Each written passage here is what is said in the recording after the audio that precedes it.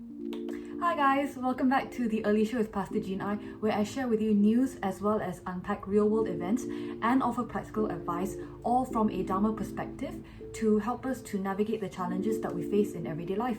Don't worry, no bike stuff today, but I do want to talk about something that has been asked quite a few times. It is a topic that is frequently raised, but I found the way this question asked to be particularly interesting, the way that it was phrased to be particularly interesting, so I thought that I would share it with you all. So before we continue, I just want to say a huge thank you to everyone who has sponsored a video. If you would like to sponsor a video as well, there is a link in the description section of this video where you can go and do that. And with that, let's get started on today's video.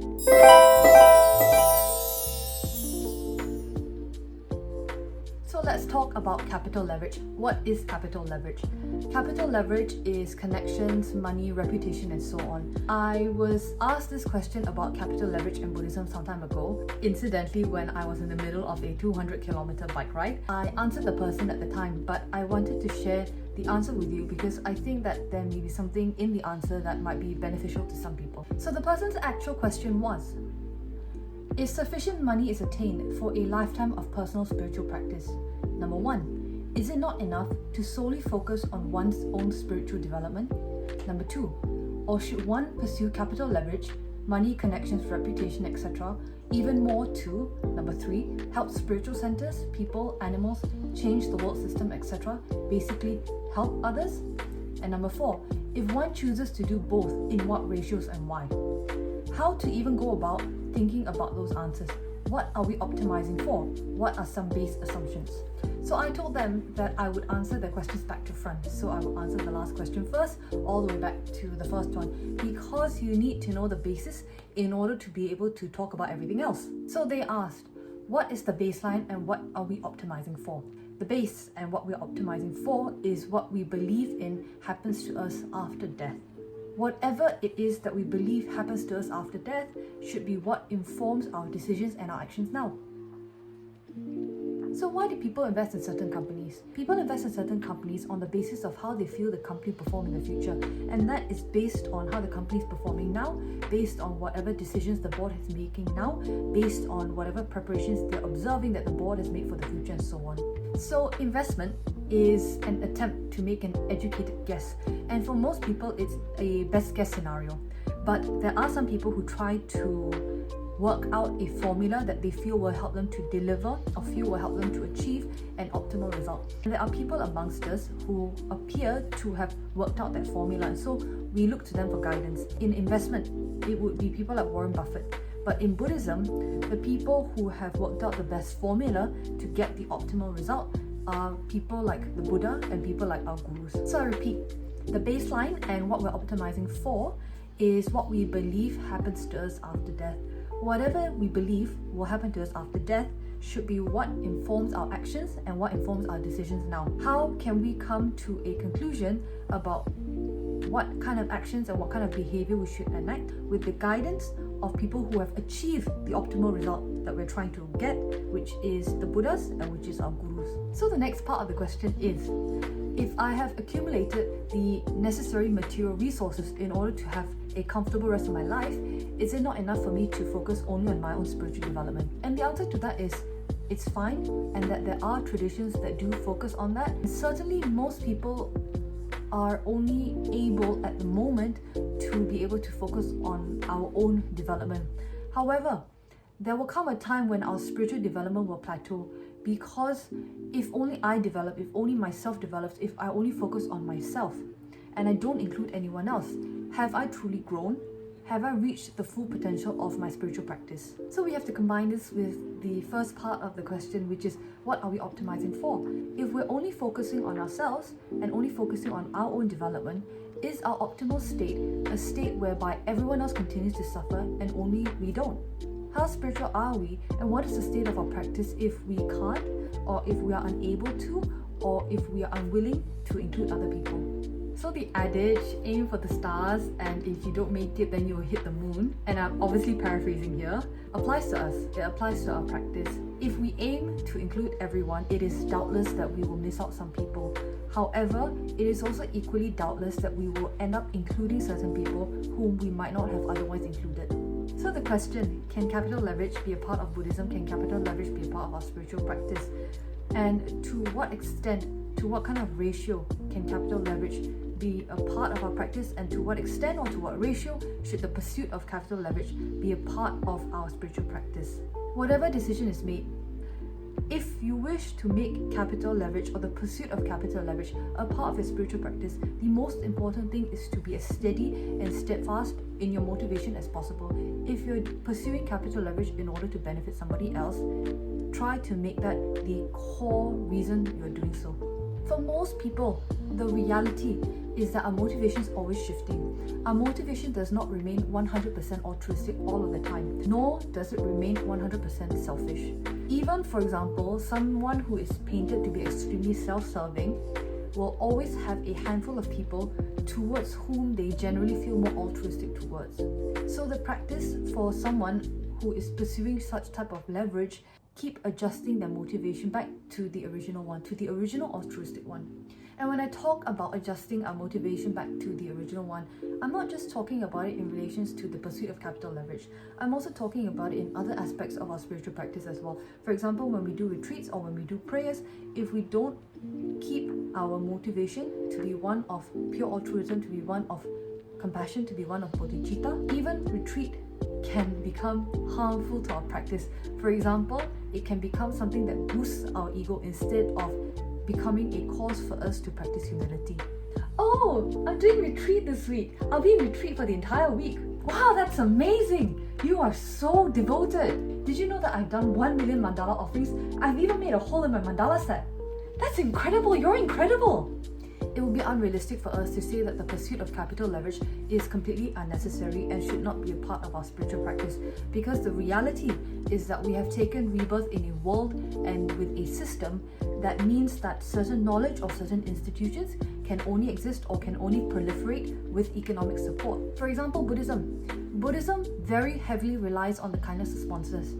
The sponsors, through their support, make it possible for the monasteries to stay open and makes it possible for the monks to focus on practice, to focus on study, to focus on teaching.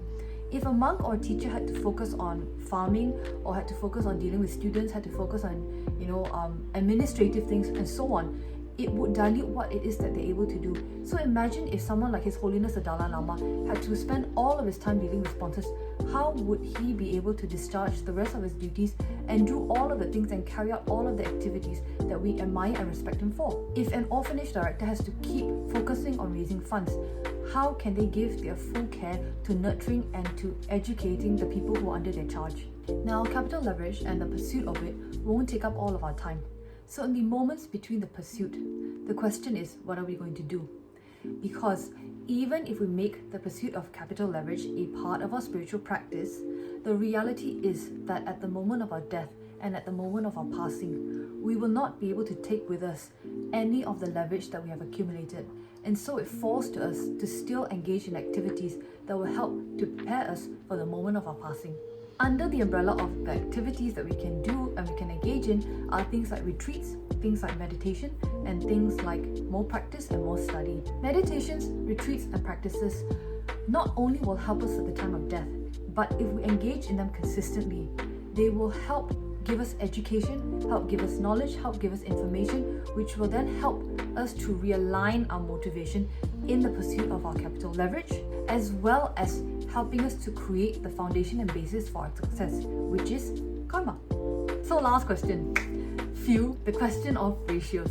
Generally speaking, there is no specific ratio for people to abide by, because what works for one person may not necessarily work for someone else. When we have a spiritual guide, our spiritual guide will train us and will guide us and will give us instructions. So naturally, we will just follow that. In the absence of a spiritual guide, how we can make our decisions is based on compassion and based on wisdom. So if we combine our motivation together with compassion and wisdom, that is another way that we can transform the pursuit of capital leverage into part of our spiritual practice. For example, someone who pursues a good reputation or pursues celebrityhood in order to gain a wider audience so that they can spread Dharma to them, can therefore make the pursuit of reputation and that form of capital leverage as part of their spiritual practice. So in summary, the pursuit of capital leverage and the pursuit of things like wealth and reputation and so on are not inherently bad if they are done with a good motivation. Now, at our stage, it's not easy for us to constantly and consistently practice a good motivation, but it's made easier when we increase our study and we increase things like our meditative practice and our meditation sessions in order to increase our mental clarity, to increase our wisdom, and to increase our awareness. The key for us is to keep revisiting and to keep realigning our motivation and to practice doing this over and over again. Each time we feel it slipping, to readjust it, and keep readjusting it until we find that having this motivation to benefit others comes naturally and comes consistently to us. Alright, so there's your answer for can capital leverage be a part of Buddhism, be a part of our spiritual practice. I hope that there was something in this week's sharing that you found useful, that you found beneficial. If anything wasn't clear, please ask, please let me know. And if you've got any questions of your own, no matter how weird you think it is, no matter how basic you think it is, no matter how strange you think it is, please ask, and I'll be more than happy to do my best to try and answer it for you.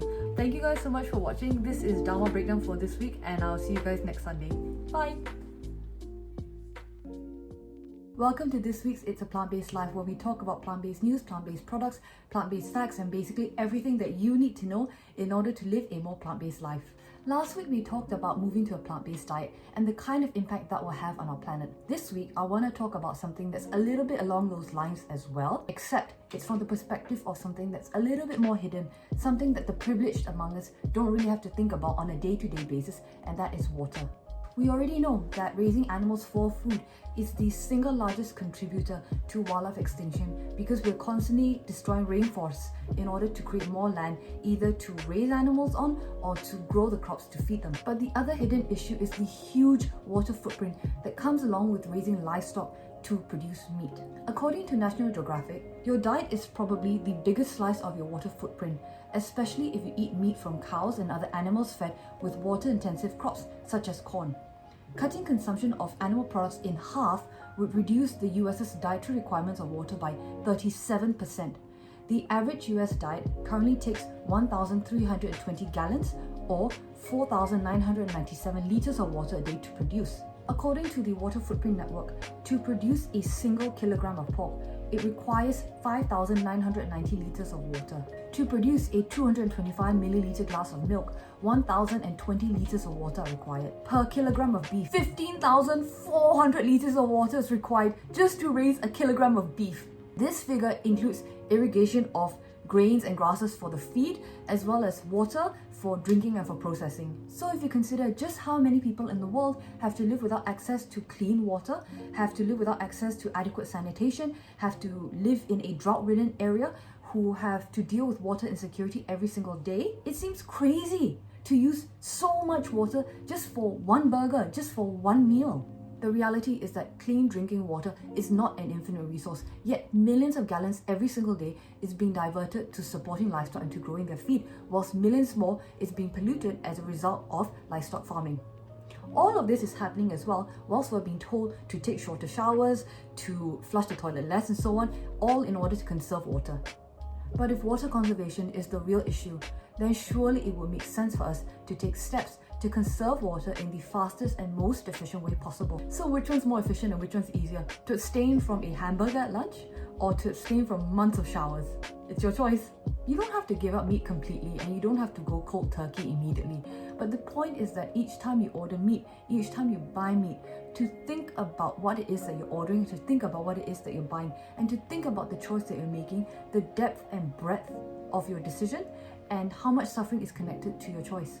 The suffering is not just in the animal that has lost its life so that you can satisfy your taste buds, but the suffering is also in the people who are negatively impacted as a result of livestock farming. So again, I'm not saying give up meat completely, I'm not saying give up meat immediately, I'm not saying go cold turkey, but I'm saying that each time you make a choice to order meat, to think about the choice that you're making. Think about the impact of the choice that you're making, and think, will you suffer if you make a different choice? Will you truly suffer if you make a plant-based choice? That's it from me for this week's It's a Plant-Based Life.